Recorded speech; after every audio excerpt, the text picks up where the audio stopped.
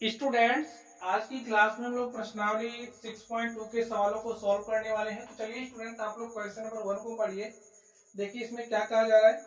इसमें कहा जा रहा है आकृति 6.23 में कि यदि ए बी समांतर सी डी, हमें क्या दिया गया है, ए बी समांतर सी डी दिया गया है। तो चलिए हम लोग साथ में लिखते भी चलते हैं। तो हमें दिया गया है जो हमारी ए बी है वो समांतर है सी डी के, सी डी समांतर ई एफ है। और हमें क्या दिया है, दिया है जो हमारी सी डी है वो समांतर है ई एफ के। आगे देखिए, और y अनुपात z इज इक्वल टू 3:7 दिया है। y और z का जो अनुपात दिया है वो हमें 3:7 दिया गया है। x का मान हमें ज्ञात करना है। तो स्टूडेंट्स, आप लोग फिगर को ध्यान से देखिए 6.23। तो 6.23 में हमारे पास एक रेखा है। ये जो रेखा है, इस रेखा का नाम क्या है, ए बी। ठीक है, फिगर को आप लोग देखिए। और दूसरी रेखा है सी डी। ये जो रेखा सी डी है वो क्या है, ए बी के समांतर है। तो लिख लीजिए, ये हमारी सी डी हो गई। एक हमारे पास दूसरी रेखा है ई एफ। जो ई एफ है वो क्या है, ए बी के समांतर है। सी डी जो है ई एफ के समांतर है। ठीक है, ये जो सी डी आप देख रहे हो ये क्या है, ई एफ के समांतर है।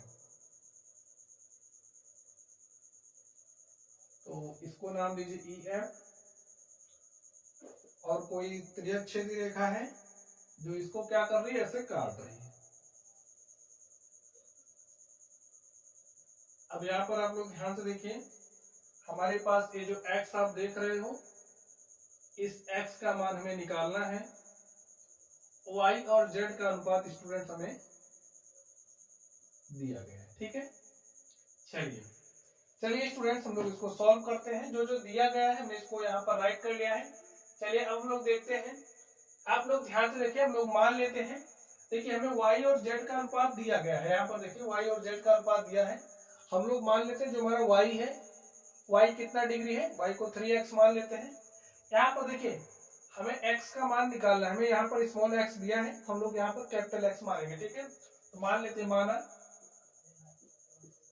y is equal to 3x तथा जो हमारा z है, z का मान कितना है, 7x है। इतना हमने मान लिया है। अब आप लोग ध्यान से देखिए, ये जो रेखा x है, देखिए ये जो रेखा हमारी ए बी है वो समांतर है सी डी के, और ये जो सी डी है वो समांतर किसके, ई एफ के। तो इस आधार पर हम कह सकते हैं कि ये जो हमारा ए बी है वो समांतर ई एफ होगा। यहाँ पर देखिए ए बी समांतर सी डी है और ये जो सी डी है समांतर ई एफ है। तो इस आधार पर हम कह सकते हैं जो हमारा ए बी है वो समांतर ई एफ होगा। ठीक है, अब जब ए बी समांतर हमारा ई एफ के है, तो इस केस में अगर हम लोग इस एंगल x और एंगल z की बात करें, एंगल x और एंगल z को आप ध्यान से देखिए। देखिए x z देख रहे हो ना, तो एंगल x बराबर होगा z के। लिखिए एंगल x बराबर होगा एंगल z के। क्यों, लिखिए चूंकि जो हमारी रेखा ए बी है वो समांतर होगी ई एफ के, और हम जानते हैं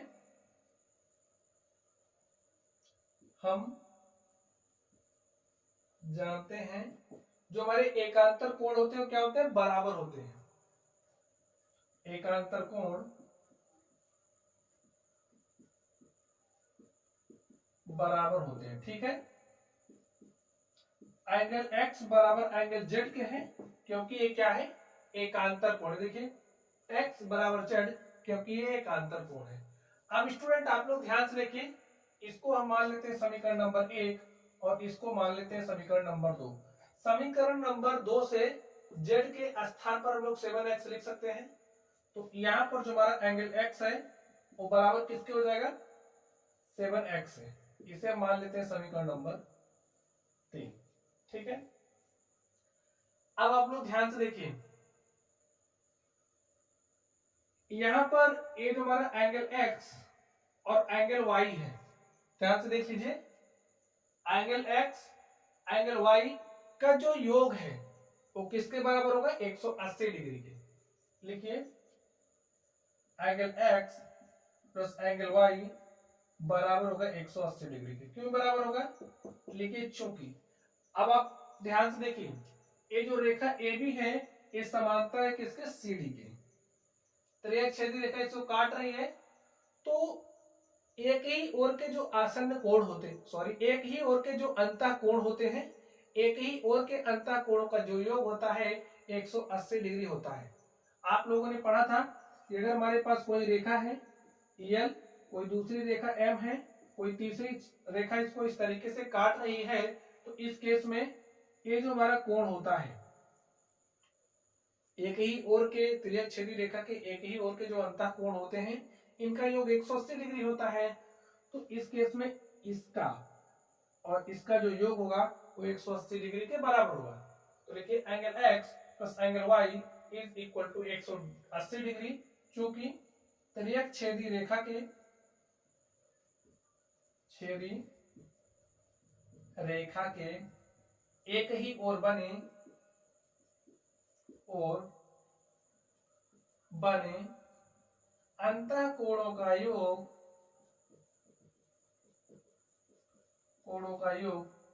180 डिग्री होता है। ठीक है स्टूडेंट, चलिए अब यहां पर देखिए एंगल x का मान कितना है, 7x, और एंगल y का मान है 3x। तो लिखिए समीकरण 1 तथा 3 से,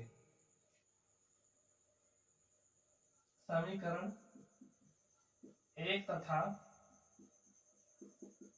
3 से, 1 तथा 3 से क्या हो जाएगा, x का मान आप रखिए 7x, और स्टूडेंट देखिए यहां पर हमने क्या माना है, कैपिटल X। ठीक है, तो आप कैपिटल X कर लीजिए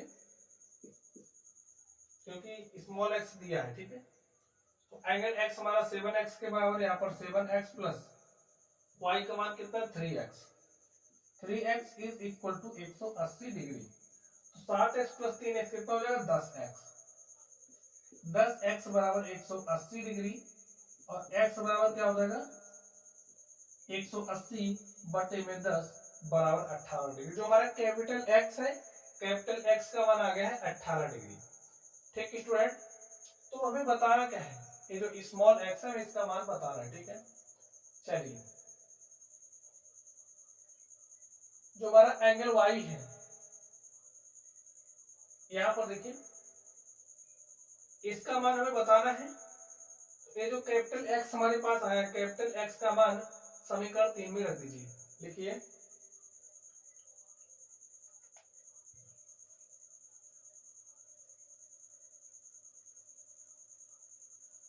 जो हमारा कैपिटल X है का मान समीकरण किसमें रखोगे, 3 में, तभी आपको x का मान मिलेगा। x का मान समीकरण 3 में रखने पर, तो जो हमारा एंगल x है उसका मान क्या हो जाएगा 7 गुणे में x, और x का मान क्या रखना है, यहाँ पर देखिए 18 डिग्री, तो रख दीजिए। तो 18 छक्का 108, 18 सत्ते 126, तो यहाँ पर जो हमारा x है एंगल x, इसका मान आ गया 126 डिग्री। x यही है, इसका मान कितना आ गया 126 डिग्री। ठीक स्टूडेंट, और इस तरीके से हमारा ये जो क्वेश्चन था हमने इसको सॉल्व कर लिया। ठीक है, चलिए अब हम लोग अगले प्रश्न पर चलते हैं और देखते हैं हमारा अगला प्रश्न क्या है।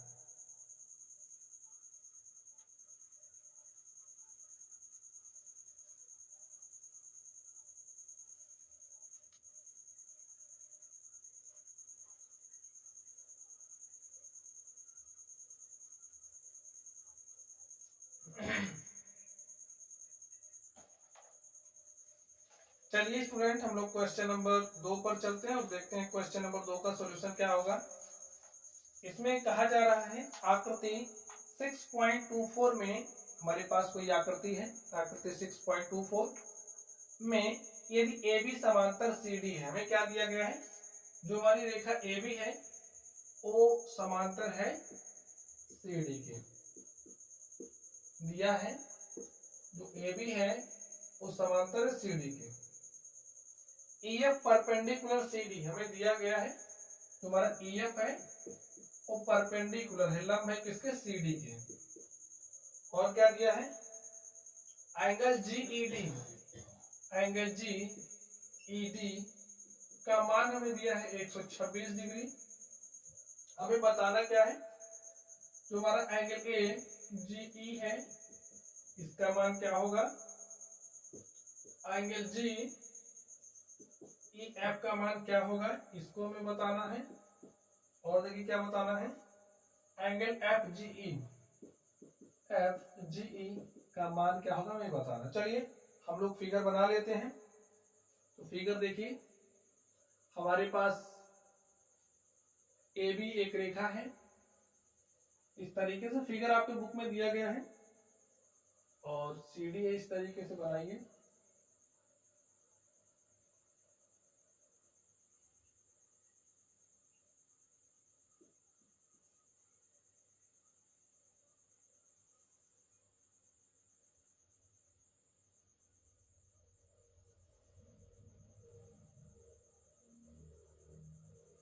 ये जो FE है वो परपेंडिकुलर है किस पर, CD पर, और यहां पर हमारा G है। ठीक स्टूडेंट, और ये जो हमारी आकृति है 6.24 है।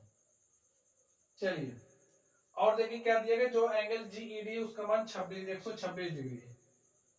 देखिए GED ये जो पूरा एंगल है हमें 126 डिग्री दिया गया। और देखिए ये बना है ना, इसका मतलब यहाँ पर 90 डिग्री का कोण बना है, इतना जो कोण है वो हमारा 90 डिग्री का है। अब हमें जो जो निकालना है, चलिए हम लोग उसको निकालते हैं, देखते हैं हमारा सॉल्यूशन क्या होगा। तो स्टूडेंट आप लोग ध्यान से देखिए, जो हमारा एंगल FED है वो हमें 90 डिग्री दिया गया, लिख लीजिए। जो हमारा एंगल FED है वो 90 डिग्री है। अब आप लोग ध्यान से देखिए, जितना ध्यान से देख सकते हैं उतना ध्यान से देखिए। देखिए ये इतना 90 डिग्री है, ये इतना हमारा कितना है 126 डिग्री। अगर पूरे में से इतना घटा दें, देख लीजिए फिर से, इतने में से इतना घटा दें, हमें कितना मिलेगा आप बताइए, तो हमें इतना मिल जाएगा, ए वाला एंगल मिल जाएगा। ठीक है, तो देखिए हमारा, देखिए GEF हमें मिल रहा है ना भाई, इतने पूरे में से इतना घटाए इतना मिल जाएगा। लेकिन angle GEF is equal to angle GED, angle GED minus angle FED। अब एंगल GED का मान हमें दिया है 126 डिग्री, तो यहाँ पर लिख लीजिए 126 डिग्री माइनस एंगल FED, और FED का मान कितना है 90 डिग्री। घटाइए, 6 माइनस 0 करोगे तो 6 हो जाएगा, और 12 में से 9 घटाओगे कितना आ जाएगा 3। हमारे पास जो हमारा एंगल GEF है हमारे पास कितना आ गया 36 डिग्री। समझ गए, देखिए GEF यानी कि ए वाला जो एंगल है हमारे पास कितना आ गया 36 डिग्री। अब देखिए क्या निकालना है, ए वाला हमारा हो गया। AGE कहां पर है, AGE। अब आप लोग ध्यान से देखिए, ए हमारा, आप ध्यान से देखिए, इतना पूरा 126 है, इतना पूरा, और जो हमारी रेखा AB है वो समांतर किसके, CD के, ए में दे रखा है। तो अगर हम लोग इस सिर्फ और सिर्फ इस G की बात करें, G की, तो G काम क्या करे, एक तिर्यक छेदी रेखा की तरह। अगर इतना पूरा कोण 126 डिग्री है, इतना कितना हो जाएगा? एंगल ए जी ई हमारा कितना हो जाएगा? 126 डिग्री। लिखिए एंगल जो हमारा ए जी ई है वो बराबर होगा एंगल किसके? जी ई डी के। एंगल जी ई डी क्यों बराबर होगा आप बताइए? लिखिए चूंकि एकांतर कोण बराबर होते हैं। कारण स्टूडेंट्स आपको पता होना चाहिए। लिखिए चूंकि एकांतर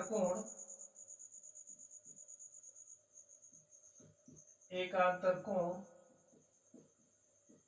बराबर होते हैं।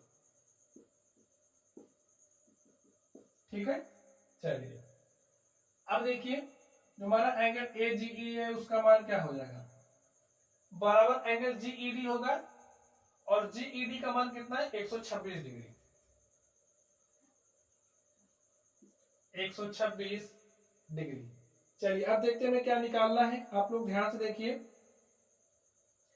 अब हमें निकालना है, ये तो हमारा हो गया,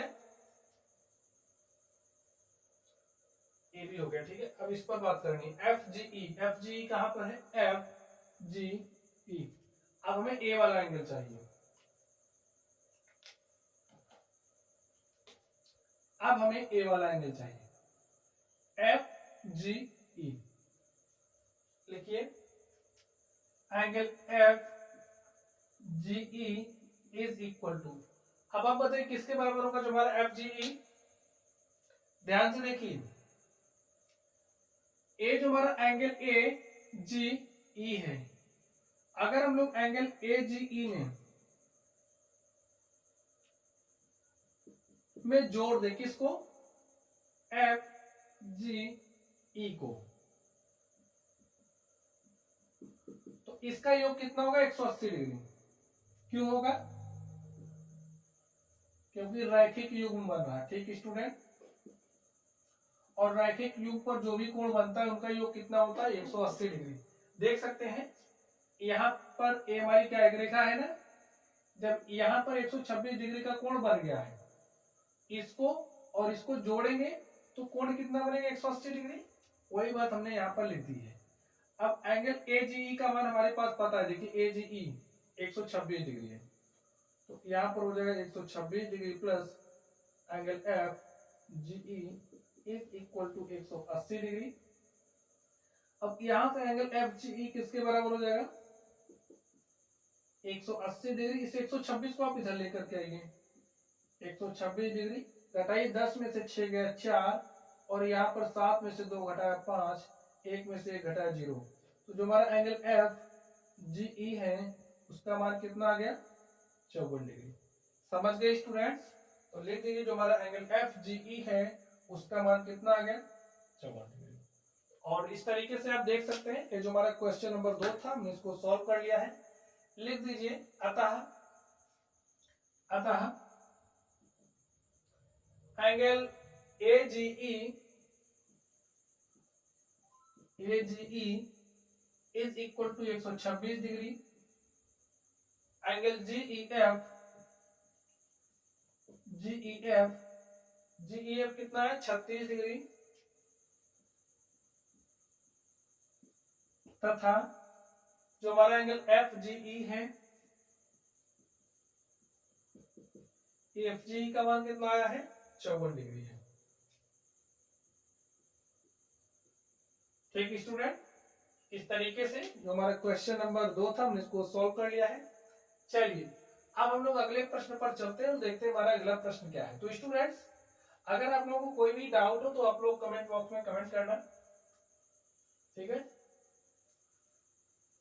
चलिए हम लोग अगले प्रश्न पर चलते हैं और देखते हैं हमारा अगला प्रश्न क्या है। हाँ, सारे कॉन्सेप्ट आपको तैयार होने चाहिए।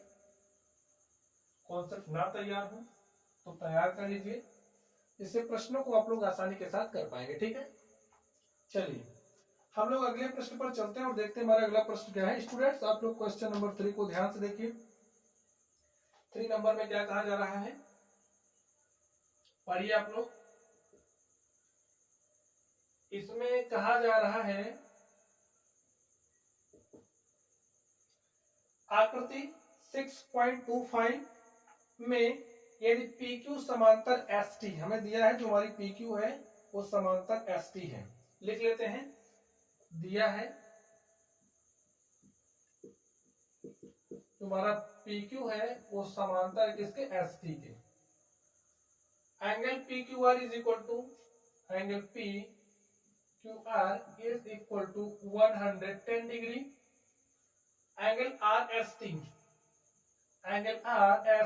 Is equal to 130 degree. तो QRS मान, जो हमारा एंगल QRS है, हमें इसका मान निकालना है। चलिए हम लोग फिगर बना लेते हैं। तो स्टूडेंट्स, जो हमारा फिगर है कुछ इस तरीके से बना हुआ है, आप लोग फिगर को बना लीजिए, ठीक है। ये हमारा क्या है, PQ है।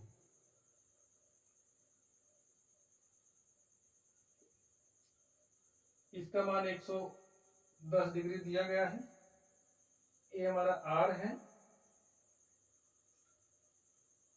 ये हमारा S है, S का मान 130 डिग्री दिया गया है। ये हमारा T है। अब आप लोग ध्यान से देखिए, ये जो हमारा PQ है वो समांतर ST, ठीक है। आप लोग अपनी समझदारी के लिए इस क्वेश्चन को आप लोग अच्छे से समझ सको, इसलिए आप क्या करिए, इसको थोड़ा सा ऐसे बढ़ा करके देख लीजिए। ये हमें दिया ना, इसके समांतर है, समांतर है। हम लोग जो समांतर वाला केस है उसका इस्तेमाल आराम से कर पाएंगे। ऐसे बढ़ा लिया। अब देखिए निकालना क्या है, एंगल QRS का मान निकालना है। QRS सबसे पहले देखिए है क्या है, QRS हमारे पास यही है। अब आप लोग ध्यान से देखिए, क्या ध्यान से देखोगे, यहाँ का एंगल हमारे पास दिया गया है, हमें ये वाला एंगल निकालना है। जो निकालना रहता है हमें उस पर फोकस करना पड़ेगा, अपनी सारी बुद्धि का इस्तेमाल वहां पर करना पड़ेगा, थोड़ा सा आपको सोचना भी पड़ेगा। अब ध्यान से सोचिए हम इसमें क्या कर सकते हैं। अब हमें ए एंगल निकालना है, इस एंगल को निकालने के लिए हम लोग क्या करें। अब आप लोगों ने रैखिक योग के बारे में स्टडी किया है, रैखिक योग पर जो कोण बनता है उनका योग कितना होता है, 180 डिग्री। अगर हम इस एंगल को निकाल लें, ध्यान से देखिए, इस एंगल को निकाल लें और अगर हम इस एंगल को निकाल लें तो ये हमारे पास आसानी के साथ निकल जाएगा, ठीक है। अगर हम इसको निकाल लें, इसको निकाल लें तो हमारा निकल जाएगा। तो चलिए हम लोग निकालते हैं। इसको हम मान लेते हैं कि ये जो हमारा एंगल है इसको हमने 1 मान लिया है और इसको हमने 2 मान लिया। लिखिए एंगल 1 इज इक्वल टू, किसके बराबर होगा एंगल 1, आप लोग ध्यान से देखिए, PQR में अगर हम लोग एंगल 1 को जोड़ देंगे, इसका योग किसके बराबर होगा, 180 डिग्री के। देखिए angle 1 plus angle PQR is equal to 180 degree. अब आपको 180 डिग्री क्यों, भाई देखिए रैखिक योग बन रहा है ना, इस तरीके से हमारे पास बन रहा है। ए मान दिया गया है, इसको में निकालना है। ए हमें 110 डिग्री दिया गया है, इसको हमने 1 माना है। जब इन दोनों का योग करेंगे तो योग 180 डिग्री के बराबर हो, क्योंकि रैखिक योग बन रहा है। तो आप यही बात यहाँ पर लिखिए, चूंकि रैखिक योग पर जो कोण बनता है उनका योग 180 डिग्री होता है। तो एंगल 1 का मान तो हमें निकालना है और एंगल PQR का मान कितना दिया, 110 डिग्री। तो यहाँ पर लिखिए 110 डिग्री। एंगल 1 किसके बराबर हो जाएगा, 180 डिग्री माइनस 110 यहाँ पर भेजिए, और 180 में से आप 110 घटाओगे कितना आ जाएगा, 70 डिग्री। जो हमारा एंगल 1 है, एंगल 1 का मान आ गया 70 डिग्री, ठीक है। ये मान हमें मिल गया है। चलिए अब हम लोग इस मान को देख लेते हैं। ध्यान से देखिए, ए 130 डिग्री है, ए कितना, 130 डिग्री। अब आप बताइए इसको हम कैसे निकालें। अगर ए हमारे पास आ गया तो ए वाला जो एंगल होगा इसके बराबर हो जाएगा। अभी हमने डिस्कस किया था कि एक ही और के जो अंतःकोण होते हैं उनका योग कितना होता है, 180 डिग्री होता है। तो लिखिए इसको हम एंगल 3 मान लें ताकि आप लोग समझ सको। लिखिए एंगल हमें क्या दिया गया है, RST और एंगल 3। लिखिए एंगल RST प्लस एंगल 3 बराबर होगा 180 डिग्री के। क्यों? क्योंकि त्रियक छेदी रेखा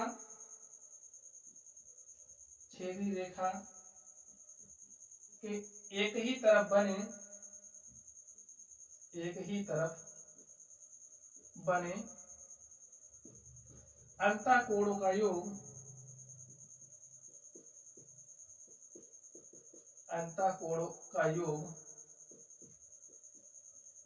180 डिग्री होता है। 180 डिग्री होगा। तो लिखिए यहाँ पे एंगल RST का मान देखिए में दिया गया, RST 130 डिग्री दिया गया है। तो यहां से लिखिए 130 degree plus angle 3 is equal to 180 degree. यहां से एंगल 3 130 को यहां पर भेजेंगे, 180 डिग्री माइनस 130 डिग्री, और यहां से 180 में से 130 घटाओगे तो आपको मिलेगा 50 डिग्री। तो जो हमारा एंगल 3 है वो कितना आ गया, 50 डिग्री आ गया। ठीक है, अब आप लोग ध्यान से देखिए, ए एंगल 3 इसके बराबर होगा। ठीक है, इसके बराबर होगा। लिखिए एंगल 3 बराबर होगा एंगल 2 के। यहां पर लिखिए स्टूडेंट, लिखिए एंगल 3 बराबर होगा एंगल 2 के। क्यों बराबर होगा? क्योंकि शीर्षाभिमुख कोण है और शीर्षाभिमुख कोण क्या होते हैं, बराबर होते हैं। लिखिए चूंकि शीर्षाभिमुख कोण बराबर होते हैं, शीर्षाभिमुख कोण बराबर होते हैं। ठीक है, अब एंगल 3 बराबर एंगल 2 और एंगल 2 का मान हमें निकालना है। तो यहां पर आप 2 लिख दीजिए, बराबर हो जाएगा एंगल 3 के। एंगल 2 किसके बराबर हो जाएगा, एंगल 3 का हमारा की 50 डिग्री। ठीक है, एंगल 2 का मान हमारे पास आ गया है 50 डिग्री। अब आप लोग ध्यान से देखिए, चित्र को ध्यान से देखेंगे समझ पाएंगे। चलिए यहाँ पर एक्चुअल वैल्यू लिख देते हैं, ठीक है, ताकि आप लोग चीजों को समझ सकें। तो जो हमारा एंगल 1 है, एंगल 1 का मान आया है 70 डिग्री। जो हमारा एंगल 2 है इसका मान आया 50 डिग्री। अगर हम आप लोग ध्यान से देखें तो यहाँ पर ये क्या बना है, Q, और यहाँ पर हम लोग मान लेते हैं कुछ भी, QRST है, P भी है, तो इसको अगर हम U मान लें, देखिए QRU क्या बना रहे हैं, एक त्रिभुज बना रहे हैं। QRU क्या बना रहा है, एक त्रिभुज बना रहा है, और त्रिभुज के तीनों कोणों का योग कितना होता है, 180 डिग्री। अब यहाँ पर देखिए 70, 50, 120 डिग्री बन चुका है, बचा कितना, 60 डिग्री। तो ये जो हमारा एंगल है वो हो जाएगा कितना, 60। तो इस बात को आप लिख लीजिए, और इसी के साथ ये जो हमारा प्रश्न है वो क्या हो जाएगा, सॉल्व हो जाएगा। चलिए लिख लेते हैं, यहाँ पर लिख दें, लिखिए कौन सा एंगल में निकालना था, QRS। अब आप लोग ध्यान से लिखिए, एंगल QRS प्लस ये जो हमारा एंगल 1 है, ठीक है, एंगल 1 प्लस एंगल 2 का योग होगा 180 डिग्री। लिखिए चूंकि त्रिभुज के तीनों कोणों का योग 180 डिग्री होता है।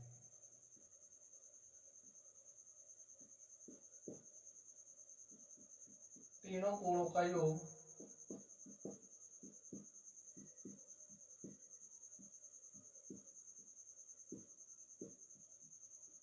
180 का मान हमें निकालना है।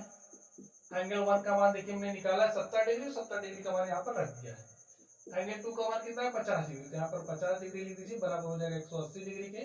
और यहाँ से जो हमारा एंगल क्यू आर एस है, एंगल क्यू आर एस का मान हो जाएगा 180 डिग्री माइनस 70 50 120 डिग्री। 180 में से 120 घटाओगे कितना आ जाएगा 60 डिग्री। तो इस तरीके से हमारे पास जो हमारा एंगल क्यू आर एस है, एंगल क्यू आर एस का मान हमारे पास आ गया 60 डिग्री। स्टूडेंट ये हमारा क्या हो गया आंसर हो गया। तो ऐसे आप लोग निकाल सकते हैं। ठीक है, चलिए अब हम लोग स्टूडेंट अगले प्रश्न पर चलते हैं और देखते हैं हमारा अगला प्रश्न क्या है।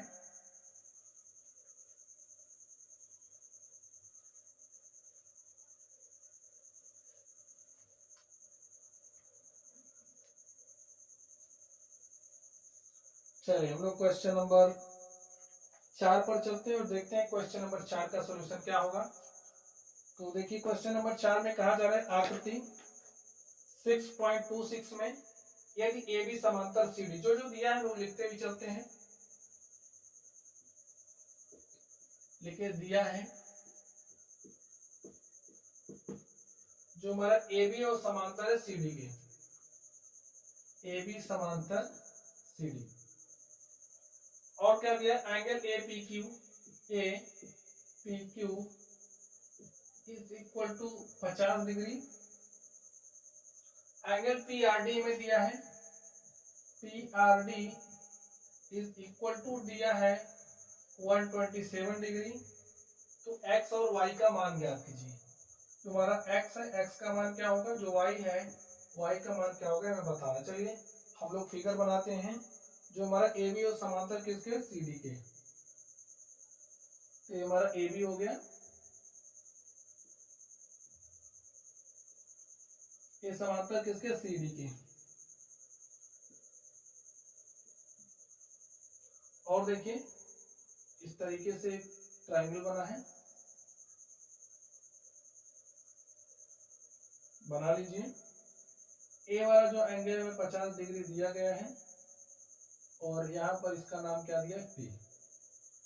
ये जो एंगल Y है हमें इस एंगल Y का मान बताना है। यहाँ पर आप लोग देख रहे हैं कि एंगल X है, हमें इस X का भी मान बताना है। इसको थोड़ा सा आगे बढ़ा लीजिए।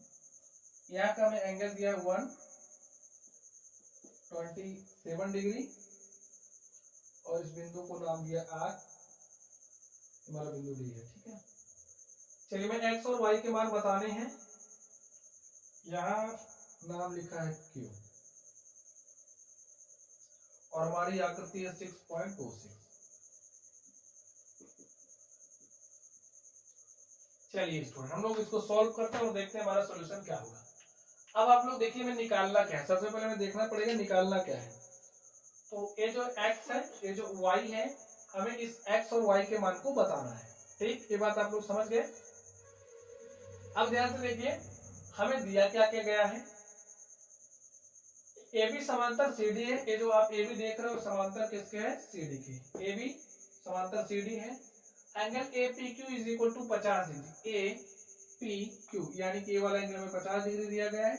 पी आर डी हमें 127 डिग्री दिया। हम काम अपना कहाँ से शुरू करेंगे, जहां से हमें लगता है कि यहाँ से हम सॉल्व कर ले जाएंगे, यहाँ जहां से क्लू मिलता है वहीं से हम सॉल्व करना शुरू करते हैं। देखिए अब आप कहां से चलना स्टार्ट करोगे बताइए। अगर आप यहां से स्टार्ट करोगे, ये 50 डिग्री है तो एक ही ओर के अंतर कोणों का योग कितना होता है 180 डिग्री, आपको पता है। तो इस बेसिस पे ये 50 डिग्री है तो यहाँ कितना एंगल बनेगा 130 डिग्री, क्योंकि 50 है तो 130 बनेगा तभी 180 होगा। तो हमने ए एंगल निकाल लिया। अब आप लोग रैखिक युग्म के बारे में जानते हैं भाई, जो भी कोण रैखिक युग्म पर बनता है उनका योग कितना होता है 180 डिग्री। जब ए 130 डिग्री है तो 130 प्लस एक्स का मान आप करोगे, 130 प्लस एक्स करोगे ना आप, तो कितना मिलेगा 180 डिग्री। 130 बन चुका है, 180 में से 130 घटाओगे तो एक्स का मान मिल जाएगा आपको 50 डिग्री। ठीक है, चलिए आगे ध्यान दीजिए। अब 127 डिग्री है, दिस प्लस दिस का योग करोगे कितना हो जाएगा 180 डिग्री होगा ना। 127 तो बन चुका है, बनेगा कितना 127 3 30 50 80 53 डिग्री बनेगा। देखिए हमने इसका मान निकाल लिया 53 डिग्री। लेकिन हमें y का मान चाहिए। y कैसे निकालोगे?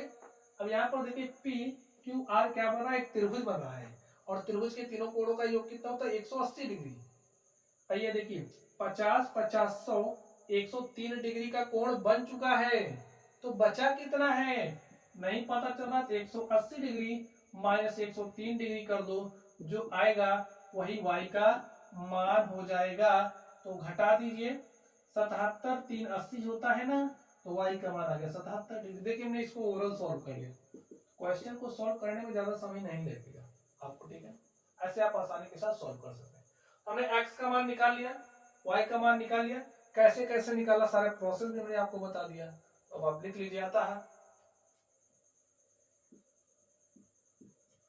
x बराबर 50 डिग्री तथा y बराबर 77 डिग्री है, ठीक है।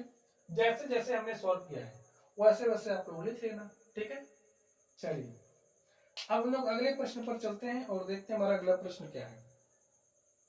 तो आप लोग अगले प्रश्न को ध्यान से देखिए।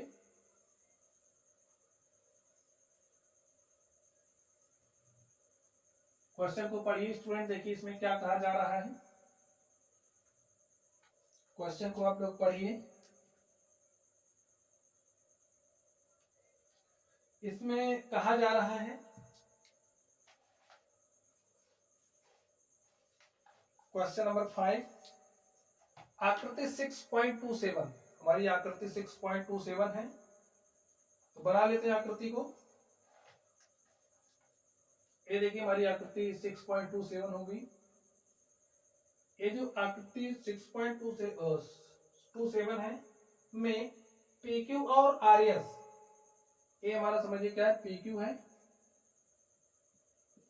और ये हमारा क्या हो गया, RS हो गया।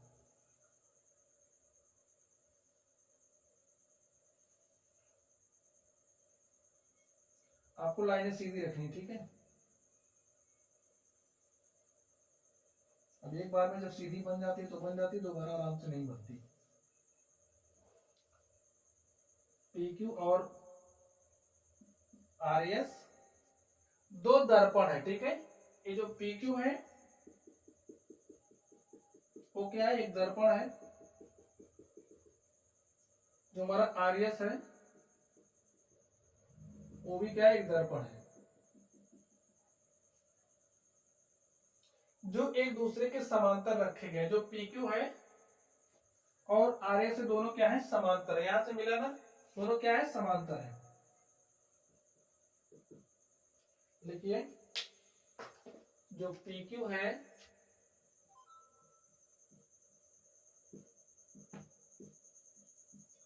वो समांतर RS के। आगे देखिए, एक आपतन किरण AB, ये जो आप आपतन किरण AB को देख रहे हैं, PQ से B पर टकराती है, PQ से B पर टकराती है। यहाँ पर हमारे पास एक आपतन किरण है।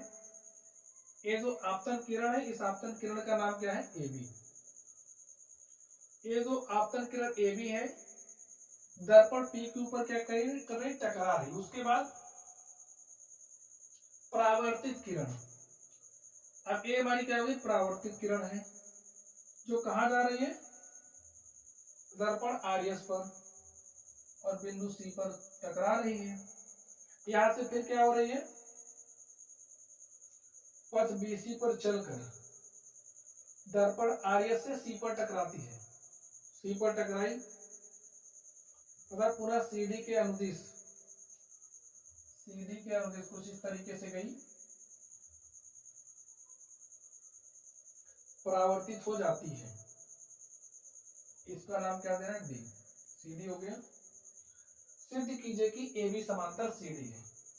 तो स्टूडेंट्स हमें क्या दिखाना है, जो हमारी AB है, ये जो AB है वो समांतर है CD के, हमें ये दिखाना है। चलिए हम लोग इसको सॉल्व करते हैं और देखते हैं हमारा सॉल्यूशन क्या है। दिया है, अब हमें सिद्ध क्या करना है, लेकिन सिद्ध करना है जो हमारा AB है वो समांतर CD है, ठीक है। चलिए इसको सॉल्व करते हैं।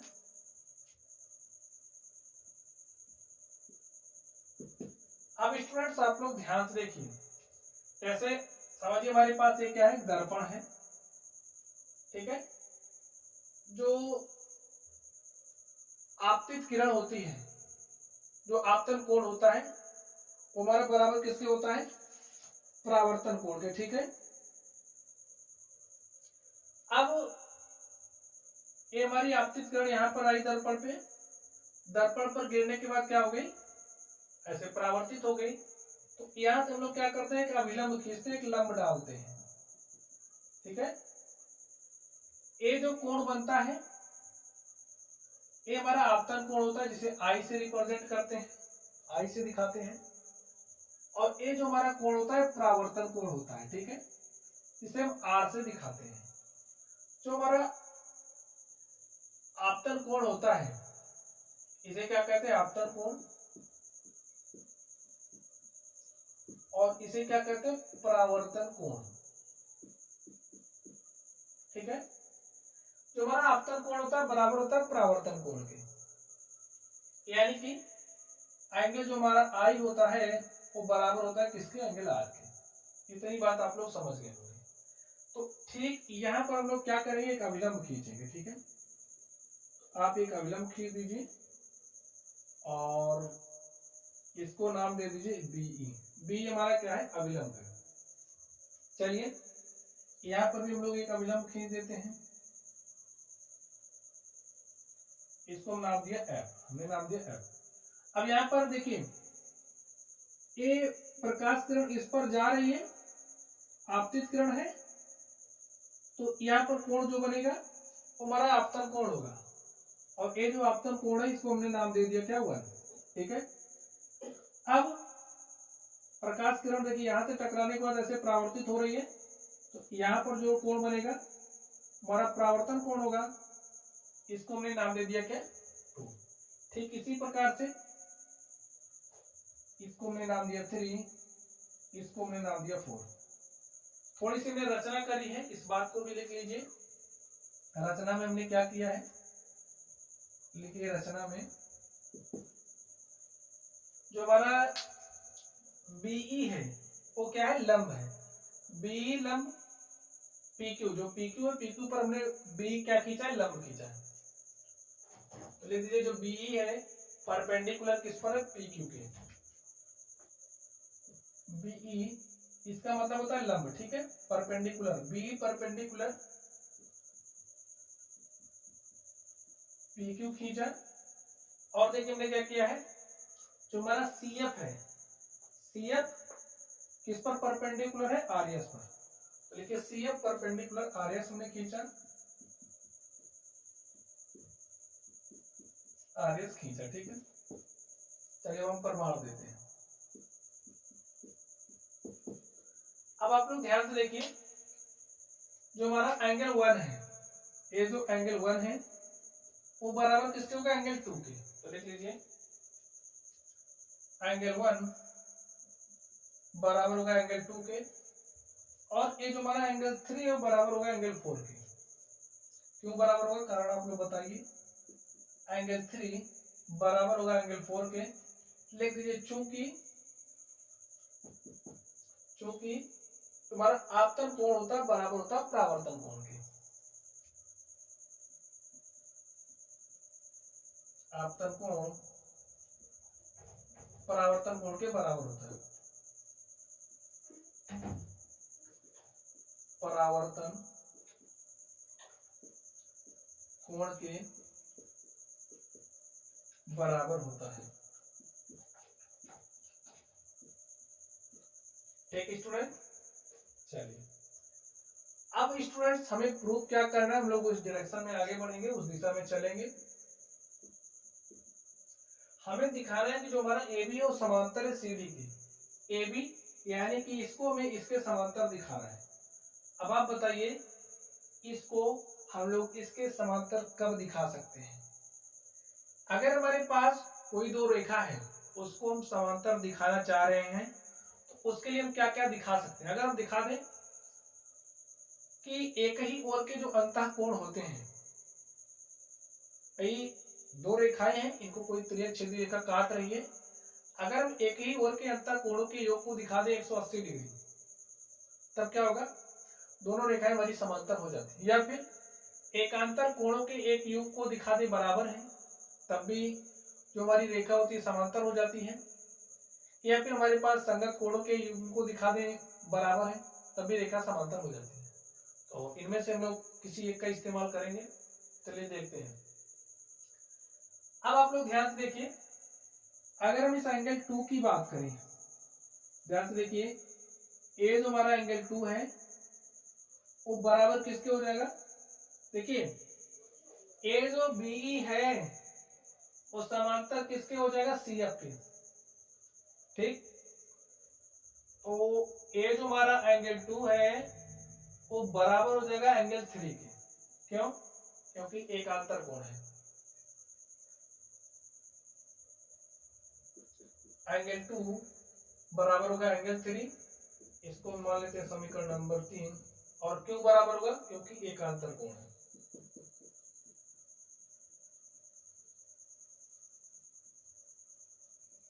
क्योंकि एकांतर कोण है, ये जो एंगल है वो बराबर हो गया इसके। ठीक है, अब आप लोग ध्यान से देखिए,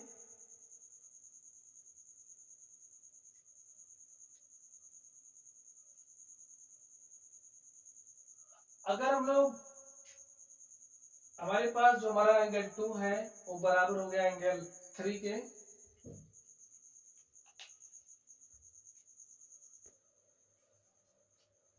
तो स्टूडेंट्स आप लोग ध्यान से देखिए, अब आपको ध्यान से देखना है, ये जो BC है, देखिए हमारे पास रेखा क्या है, AB है और CD है। रेखा AB और CD को ये जो BC है वो क्या कर रही, प्रतिच्छेद कर रही है। अगर आप लोग ना समझ पा रहे हो, समझने के लिए क्या कर सकते हो, इसको थोड़ा सा अपनी सुविधा के लिए ऐसे देख लीजिए। ठीक है, ऐसे देखिए, और ये जो BC है, देखिए समझने के लिए सिर्फ देखिए, अब ये जो रेखा है वो क्या कर रही है, इसको और इसको काट रही है ना। अब अगर हम दिखा दें, देखिए एकांतर कोण कौन कौन से हो जाएंगे, दिस और दिस। अगर हम इसके योग को यानी कि 1 प्लस एंगल 1 प्लस एंगल 2 को बराबर दिखा दें एंगल 3 प्लस एंगल 4 के, अगर एंगल 1 प्लस एंगल 2 का योग बराबर हो गया एंगल 3 प्लस एंगल 4 के, तब क्या हो जाएगा भाई, एकांतर कोण बराबर हो जा रहे हैं, अंतः एकांतर कोण बराबर हो जा रहे हैं। इस केस में ये जो रेखा है ये भी वो समांतर सिद्ध हो जाएगी CD की। लेकिन अब हम लिख रहे हैं जो हमारा एंगल 1 प्लस 2, एंगल 1 प्लस 2 का योग निकालिए। एंगल 1 प्लस एंगल 2 किसके बराबर हो जाएगा, एंगल 1 का मान किसके बराबर है, एंगल 2 के। समीकरण 1 से मान रख सकते हैं इसमें, तो लिख दीजिए एंगल 1 का मान हमने लिखा एंगल 2 प्लस एंगल 2 बराबर हो जाएगा ट्वाइस टाइम्स ऑफ एंगल 2, और इसको हम हमने मान लिया समीकरण नंबर 4, और इसको हमने किस आधार पर लिखा है, समीकरण 1 से। ठीक है, चलिए नेक्स्ट देखिए, अब इसका और इसका योग निकाले, एंगल 3 प्लस एंगल 4 का योग निकाले। देखिए angle 3 plus angle 4, angle 3 plus angle 4, तो यहां पर आप लोग ध्यान से देखिए, तो हमारा एंगल 3 है, एंगल 3 का मान कितना, एंगल 4 है। या फिर लिख दीजिए, चलिए यहां पर लिखते हैं एंगल 4 का मान कितना, एंगल 3 है। एंगल 3 प्लस एंगल 4, एंगल 3 यहां पर लिखिए आप, प्लस एंगल 4 का मान कितना, एंगल 3 है। तो यहां पर हमने लिख दिया एंगल 3, एंगल 3 प्लस एंगल 3 कितना हो जाएगा, ट्वाइस टाइम्स ऑफ एंगल 3। ये हमें मिला, इसको हमने किस आधार पर लिखा, इसको समीकरण 2 से, देख लीजिए समीकरण 2 से।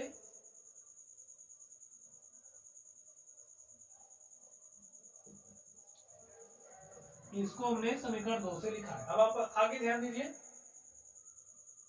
ट्वाइस टाइम्स ऑफ एंगल 3 है, देखिए एंगल 3 और ए जो एंगल 3 किसके बराबर है, एंगल 2 के। तो समीकरण 3 से एंगल 3 के स्थान पर हम लोग एंगल 2 रख सकते हैं, तो रख दीजिए एंगल 2। और इसको हमने किस आधार पर लिखा है, समीकरण 3 से।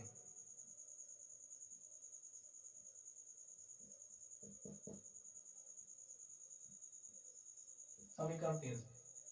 अब स्टूडेंट जरा आप ध्यान दीजिए, इसको मान लेते हैं हमारा समीकरण नंबर 5। समीकरण 4 तथा 5 से लिखिए, लिखिए आप लोग, चलिए यहां पर लिख लेते हैं, लिखिए समीकरण